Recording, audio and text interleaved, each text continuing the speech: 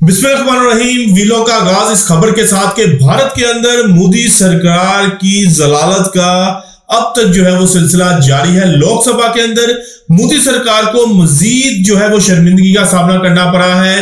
नरेंद्र मोदी के खिताब के दौरान अपोजिशन का एहतजाज जारी रहा। अपोजिशन जमाते मोदी के खिताब के दौरान झूठ झूठ के नारे लगाते रहे और मोदी को इंतहाई आड़े हाथों लिया। प्रियंका गांधी ने बहुत से सवालात उठा दिए हैं कि पहलगाम वाकया आखिर हो किस तरह गया, इतनी जबरदस्त सिक्योरिटी के अंदर किस तरह दहशतगर्द आकर ये तमाम मामलात जो है 26 लोगों को चुन चुनकर मार गए और उसके बाद गधे के सर से सींग की तरह गायब हो गए। आखिर सिक्योरिटी कहां थी? मोदी जो के पूरे भारत को अमन और शांति का एक मुल्क करार देता था, अब उसका ये दावा कहां है? बहुत से सवालात उठ गए हैं। इवन यहां तक के लोकसभा के अहम तरीन मेंबर ने यह भी कहा है कि राफेल त्यारा गिराया गया है और उसने उसकी टेल की तस्वीर भी जो है वो लोकसभा में फ्लोर ऑफ द हाउस दिखा दी है। और एक और रुकन के मुताबिक S-400 भी तबाह हुआ है और इसकी तबाही उन्होंने अपनी आंखों से देखी है। अब मोदी सरकार के लिए जो शर्मिंदगी है उसका सिलसिला जारी है। मोदी ने इस बात पर भी इकरार किया है कि ट्रंप ने उनको फोन करके कहा था कि पाकिस्तान उनके ऊपर एक बड़ा हमला करने वाला है। यहां पर एक बहुत बड़ा सवालिया निशान भी उठता है कि ट्रंप जो कि इस जंग को रुकवाने का तमाम तर क्रेडिट तमाम तर सहरा अपने सर लेता है, मोदी को कबल वक्त उसने इस हमले का से आगाह किया था। यानी कि मोदी और ट्रंप के दरमियान इंटेलिजेंस शेयरिंग का सिलसिला भी इस तमाम मंजरनामे में जारी था और मोदी को इस बात से लेकर ये भी तकवीत पहुंचती है कि मोदी को फेस सेविंग दी गई और इस बात में भी कोई शक नहीं रह जाता कि यहूद और नसारा कभी भी आपके दोस्त नहीं हो सकते। और जो जंग बंदी करवाई गई है वो एक नई सफबंदी के लिए करवाई गई है। लेकिन फिलहाल जो कुछ मोदी सरकार के साथ भारत के अंदर हो रहा है, जिस तरह से जलालत का सामना मोदी सरकार को करना पड़ रहा है, ना सिर्फ भारत के अंदर बल्कि आलमी सतह पर भी मोदी के बयानात को या मोदी को लेकर कोई भी संजीदगी का मुजाहरा नहीं कर रहा। और आने वाले दिनों में मोदी इस हिफ्फत को मिटाने के लिए क्या करेगा और आने वाले दिनों में जिस तरह से ऑपरेशन महादेव लॉन्च किया गया है, ऐसा महसूस होता है कि पाकिस्तान के खिलाफ मजीद कोई फॉल्स फ्लैग ऑपरेशन किया जाएगा। लेकिन बहरहाल हम लोग तैयार हैं फॉल्स फ्लैग ऑपरेशन करें या फिर कोई जारियत करें, भारत को उसी के अल्फाज में, उसी के लहजे में, उसी की तर्ज पर जवाब जरूर मिलेगा। बिस्मिल्लाहिर्रहमानिर्रहीम। अस्सलाम वालेकुम व्यूअर्स, मैं हूं फारूक जौहरी और आप देख रहे हैं जौहरी स्पीक्स। अहम तरीन खबरें लेकर आपकी खिदमत में हाजिर हुआ हूं। सबसे पहले हम बात करेंगे कि फ्रांस पर हुए साइबर हमले के हवाले से, जो कि गुज़िश्ता वीलॉग में हमने आपको इस हवाले से खबर भी दी थी कि फ्रांस के ऊपर तारीख का सबसे बड़ा साइबर अटैक हुआ है।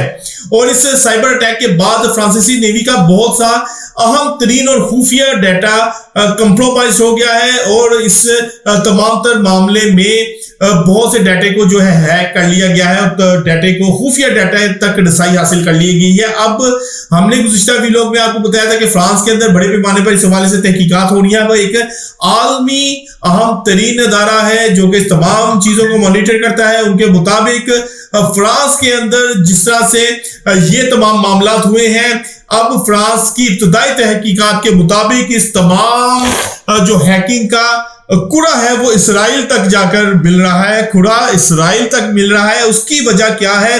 क्योंकि फ्रांसीसी जो सदर है वो मैक्रोन, उन्होंने फलस्तीन को तस्लीम करने के हवाले से बात की थी और इसराइल जो कुछ कर रहा है, जो मुजालिम गजा में कर रहा है, उसकी शदीद अल्फाज में मजम्मत भी की थी। तो अब इसराइल और मुसाद इनके खिलाफ मुकम्मल तौर पर मुतहरिक हो चुके हैं और इब्तदाई रिपोर्ट्स के मुताबिक ये जो तमाम साइबर अटैक्स हुए हैं इसमें कहीं ना कहीं मुसाद और इसराइल का हाथ है और इस तमाम मामले के पीछे इसराइल और मुसाद जो है वो शामिल हैं। अब कहा जा रहा है कि जो डाटा लीक हुआ है उसमें अहम तीन डाटा राफेल M है जो कि नेवल वर्जन है, उसका डाटा लीक हुआ है। बहुत अहम तरीन ये डेटा है जिसको लीक किया गया है। ये वही त्यारा है जो कि भारत ने हाल ही में अपने नेवल एयरक्राफ्ट कैरियर है उसमें शामिल किया है। इसका डाटा भी हैक करके लीक कर दिया गया है।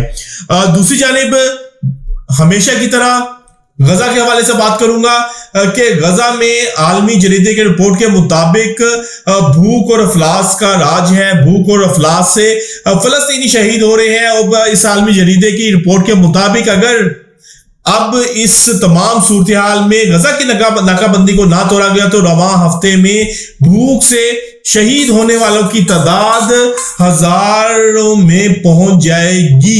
और इसमें ज्यादा खवातीन और बच्चे शामिल हैं जो कि इस भूख और अफलास से जो है वो होंगे मुतासिर होंगे।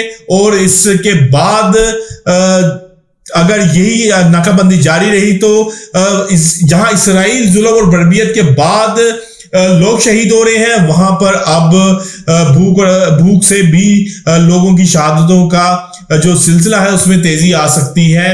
और दूसरी जानिब अहम तरीन खबर है गजा में ही इसराइली फौज और गजा में मुजामतकारों के दरमियान आज एक अहम तरीन फेस टू फेस लड़ाई हुई है जिसमें अब तक की इतलात के मुताबिक 4 इसराइली फौजी हलाक हो चुके हैं जबकि 9 से ज्यादा इसराइली फौजी जख्मी भी हैं। इसराइल ने बड़े पैमाने पर वहां पर ऑपरेशन लॉन्च कर दिया है। हैवी जो गनशिप हेलीकॉप्टर्स हैं उनकी परवाजें भी देखी गई हैं और वहां पर जो हैवी ट्रूप्स हैं उनको भी वहां पर डिप्लॉय कर दिया गया है। मामलात जो है वो खासे गंभीर होते हुए नजर आ रहे हैं। मुजामतकार भी किसी सूरत में अब पीछे हटने के लिए तैयार नहीं है। इसराइली फौजियों का यहां पर गुज़िश्ता हफ्ते से लेकर अब तक बड़ी तादाद में जानी नुकसान देखने में आया है। व्यूअर्स, आज हमने आपको बहुत अहम तीन खबरों से आगाह किया है। कल तक के लिए अपने भाई फारूक जोरी को इजाजत दीजिएगा। अल्लाह हाफिज।